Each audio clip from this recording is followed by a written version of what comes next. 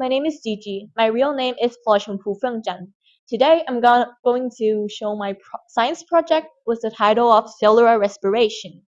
I study in Kongen Vityayon School, English program. Hello, my name is Mukalin Wanpin. My nickname is Muk. Today we're gonna show you our science project about cellular respiration. I'm in grade 8 at Kongan Vityayan School EP. So if you are ready, let's go see it together.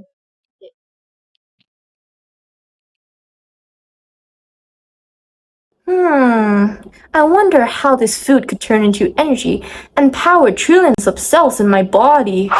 Here's how it works. Imagine our body as a city. Cellular respiration is like the city's power grid, keeping everything running smoothly, converting sugar into energy that our body needs to survive. This energy output is called adenosine triphosphate, or ATP for short. When we're moving, breathing, or even thinking, we're using ATP to do all this work.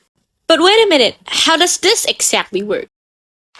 There are 3 steps in cellular respiration: glycolysis, Krebs cycle, and the electron transport chain. First, glycolysis, which takes place in the cytoplasm and splits 1 glucose molecule into 2 pyruvate molecules, generating 2 ATPs and 2 NADH, which leads us to the next step, the Krebs cycle. Occurring in the mitochondria, the cell's powerhouse, where pyruvate enters this cycle, gets further broken down, produce carbon dioxide as a waste product along with more energy carriers and 2 ATPs. Lastly, we got electron transport chain. The ETC takes place in the mitochondria. Imagine a city where every building needs electricity to function. In our cells, this electricity is ATP. The ETC is like the efficient power plant, generating crucial energy. The key players of this process include NADH and FADH2. Think of them as delivery trucks, bringing high-energy electrons to fuel our power plant. As electrons travel through the protein complex in the inner mitochondrial membrane, they create an electrochemical gradient by pumping protons across this membrane. The proton gradient produced by electron transport powers ATP synthase, a turbine-like structure that transforms ADP and inorganic phosphate into ATP.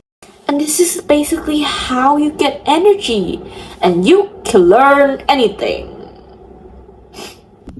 Hey, this keep isn't ending yet. We still have second part. In this part, we're gonna show you more information about glycolysis, Krebs cycle, electron transport, and the conclusion of ATP from every part. So if you're ready, let's go see it together. Okay, so first we are going to talk about oxidation reaction and reduction reaction. Oxidation reaction is how we pull out phosphate from the chemical molecule, and reduction reaction is how we add phosphate in our chemical molecule. First step of cellular respiration is glycolysis. Glycolysis has 4 material. First is glucose. Glucose is turned to 2 pyruvate. And next, 2 ADP plus 2 PI is turned to 2 ATP. And next one, 2 NAD plus is turned to 2 NDH plus 2 H. It also has 2 H2O too. Our next step is Krebs cycle. Krebs cycle is happened by oxidation, and in next section, we got the most shrinking molecule of carbon dioxide. As you can see, we got 4 carbon dioxide as a solution. Krebs cycle is happening in the matrix of mitochondria. In this version, I turn into more easier to understand. First is 6NAD. 6NAD is turning to 6NADH. 6NADH is come from 6NAD circulate in Krebs cycle 3 times. Then 2FAD is turned to 2FADH, and 2ADP plus 2Bi is turned to 2ATP. Last step is electron transport. Electron transport is happening in the inner cell of membrane. And the inner membrane has 4 complexes. Complex is the protein from electron transport chain. First is NADH is sending electron toward first complex, third complex, fourth complex, and oxygen. And FADH2 is sending electron toward second complex, third complex, fourth complex, and oxygen. Then we got ATP by sending electron toward each complex. Finally, we are in the last part of this video. Hooray! In glycolysis, we got 2 ATP, and Krebs cycle, we got 2 ATP. In electron transport, we got the most ATP, which is 34 ATP. Some toxic that kill people by stop breathing, example cyanotoxic.